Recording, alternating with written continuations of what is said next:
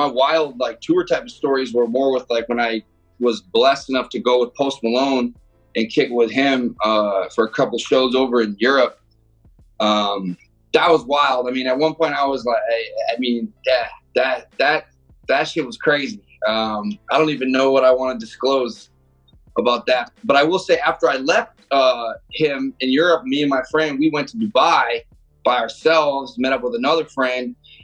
And at one point I was drunk and I was hanging butt naked out of a skyscraper and just channeling my inner Jim Morrison, I guess. I don't know, hanging out of a window. But yeah, I was literally, I don't know what I was thinking, but I was just trying to challenge myself. And I was referencing the Doors and how he was hanging out this window. And we had some people and I'm like, I'll do it, I'm not scared.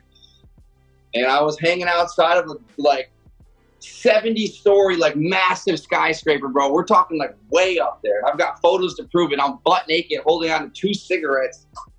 That shit was wild.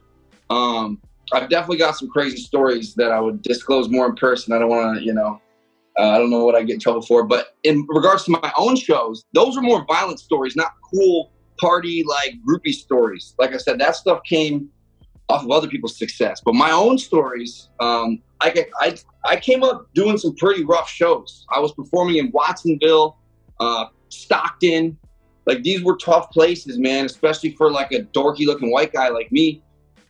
And I remember a couple shows, the one specifically at the Tropicana there in Stockton. I went in there and shit, I was probably the only white dude in the place. And I was going right before the headliner or whatever, and they ended up bringing me out on the stage, and they're like, yo, we got Miles, da-da-da-da-da, and the whole place turns their back to me and like starts chatting like amongst themselves, like loud, like fucking the Galleria at the mall.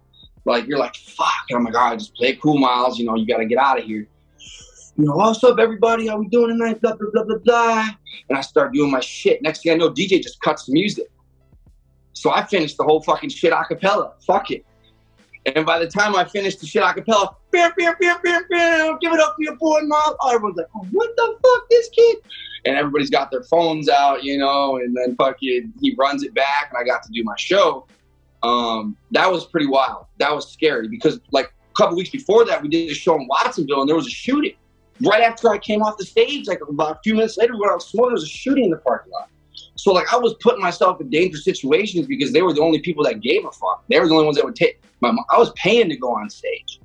Like I was paying $150 to go put myself in harm's way just to feel like I was doing something because I just felt like I was the greatest there ever was, you know? So I had to get up on stage, and so it was wild. And that's what's given me a lot of confidence, though. I feel like I'm really excited to get back on stage because I performed in front of the toughest crowds, you know, some of the toughest crowds. And I've got them to understand who I am despite color, despite whatever. Just I'm an entertainer, and I'm passionate about people, and I feel like they can feel that energy, you know? So you'll see. You'll see, man. As soon as it's time to unleash the monster, man, I'll be back on stage. I'm excited. It's going to be great. You know, when you get to see how other people are doing versus how you're doing, let's say for tour example, like, you know, I was just a guest. I wasn't even like an artist. I was just a friend of a friend, you know, when I was hanging out with Austin and that crew over there in Europe. So, but you just see like, this is what you get when you're the best, you know, this is what you deserve when you're the best. And this guy's worked his fucking ass off a hell of a lot longer than you have. So look what you got for the amount of time you put in. It ain't bad. Better go put more time in and get better and compete with this guy over here if you want what this guy's got. You know, it's pretty simple. Life really isn't that hard. It's just people like to cut corners. People want that car. They want that crowd, but they don't want to put the hours in. They don't want to go work some job they fucking hate to save up money just to give it to a producer for some beat or for some studio time that's going to maybe amount to absolutely nothing. And you might have to skip a fucking meal. But you know what? In your heart, that song's great. And the greats, they got to do that shit over and over and over again for years and years and years until they even get the slightest bit of fruits. You know, and I'm still one of those Z-listers. I'm not even close to even being something that's close to being something.